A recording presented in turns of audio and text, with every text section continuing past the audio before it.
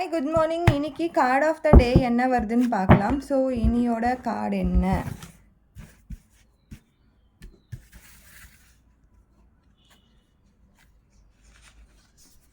இன்னைக்கான card two of ஸ்வாட்ஸ்ன்னு சொல்லும்போது ஒரு விஷயம் உங்களுக்கு கண்ணை கட்டி விட்ட மாதிரி இருக்கும். எந்த டைரக்ஷனில் போகிறதுன்னு தெரியாமல் இருக்கும்.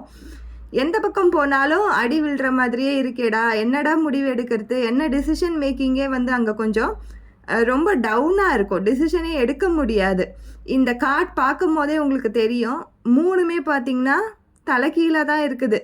ஸோ எல்லா விஷயங்களும் அப்சைட் டவுனில் போகிற மாதிரியே இருக்கும்.